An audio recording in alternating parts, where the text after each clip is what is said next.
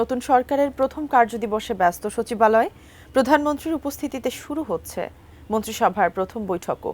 সচিবালয় থেকে আমাদের আরও জানাবেন সহকর্মী একে আজাদ। আমরা জানি নতুন সরকার গঠনের পর আজই প্রথম দিন সচিবালয়ে আজ প্রধানমন্ত্রীর সঙ্গে মতবিনিময় সভা হবে মন্ত্রীদের। কি অবস্থা সেখানে, কেমন আয়োজন, কখন নাগাদ শুরু হবে জানাবেন আমাদের। সকাল থেকেই সাজ রব, কারণ নতুন মন্ত্রী পরিষদ, মন্ত্রিসভা, এমপি, মন্ত্রী, প্রতিমন্ত্রী কিংবা প্রধানমন্ত্রী যারাই হয়েছেন তাদেরকে ফুল দিয়ে শুভেচ্ছা বা বরণ করে নেওয়ার জন্য সকাল থেকে যে প্রস্তুতিটি ছিল সেটি অনেক আগেই সম্পন্ন হয়ে গেছে। তার পরবর্তীতে আপনার আজকেই মন্ত্রিপরিষদের বৈঠক অনুষ্ঠিত হতে যাচ্ছে কিছুক্ষণের মধ্যেই, যেখানে প্রধানমন্ত্রী তারেক রহমান সভাপতিত্ব করবেন। তার আগে একটু আপনাকে জানাতে চাই যে এখন থেকে বলা যায় যে 27-28 মিনিট আগ থেকেই এই মন্ত্রিসভার বৈঠকে যোগ দেওয়ার জন্য মন্ত্রী প্রতিমন্ত্রীরা আসতে শুরু করেছেন তাদের মন্ত্রণালয় থেকে। কারণ 1টা থেকে 2টা পর্যন্ত অনেকটা ব্রেক ছিল। প্রধানমন্ত্রী তারেক রহমান 12টা 40 নাগাদ তিনি তার দপ্তরে বা কার্যালয় যেটি রয়েছে সেখানে এসে পৌঁছেছেন। তার পরবর্তীতেই বলা যায় যে বেলা 1টা থেকেই জোহরের নামাজ কিংবা খাওয়া দাওয়ার একটা বিরতি পর্বটি ছিল 2টা পর্যন্ত।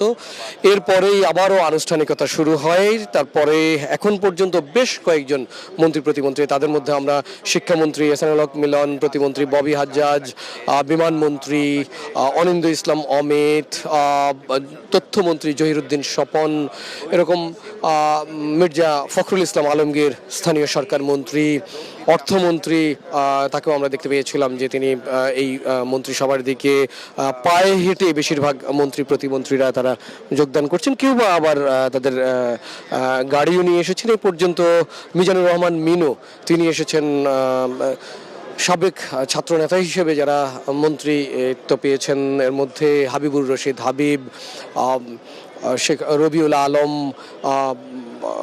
এরকম আরও 2-1জন মন্ত্রী, জুনায়েদ সাকি তিনিও মন্ত্রিসভায় এরই মধ্যে যোগ দেওয়ার জন্য চলে গেছেন।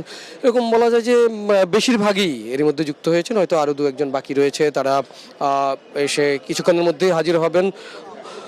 বাংলাদেশ টেলিভিশন সরাসরি সম্প্রচার করবে, কিংবা আমরাও আপনাদেরকে জানানোর চেষ্টা করব আজকে প্রথম বৈঠকে প্রধানমন্ত্রী, নবনির্বাচিত প্রধানমন্ত্রী তারেক রহমানের কি দিক নির্দেশনা থাকতে পারে।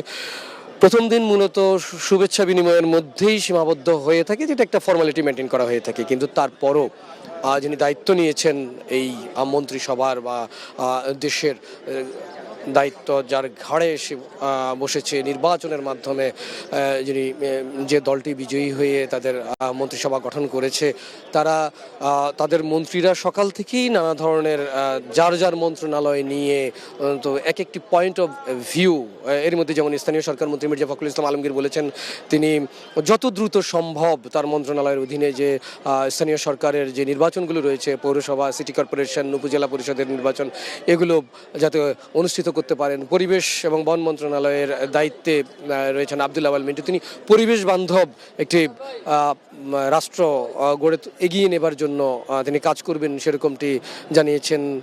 পানি সম্পদ মন্ত্রী তিনি বেশ খাল খনন কর্মসূচি সহ গুরুত্বপূর্ণ কিছু দায়িত্ব তার মন্ত্রণালয়ের অধীনে রয়েছে, তিনিও সেই ব্যাপারে কাজ করবেন সেরকমটি জানিয়েছেন। শিক্ষামন্ত্রী তার দপ্তর থেকেও বলা হয়েছে, এবং তথ্যমন্ত্রী হিসেবে জহিরুদ্দিন স্বপন তিনি বলেছেন যে সাংবাদিকদেরকে ছাড়া আসলে একটি সুষ্ঠু সুন্দর রাষ্ট্র বিনির্মাণ করা সম্ভব নয়। তাই বলা যায় যে এই আজকে যার মতো করে এই মন্ত্রিসভায় তারা তাদের কমিটমেন্টগুলো প্রথম দিনে গণমাধ্যমের কাছে প্রেস করেছেন। তা আমরা জানার চেষ্টা করব যে মন্ত্রী পরিষদে এই সভায় প্রধানমন্ত্রী কি দিক নির্দেশনা দিয়ে থাকেন। এখনকার মতো এই ছিল আমার কাছে সবশেষ।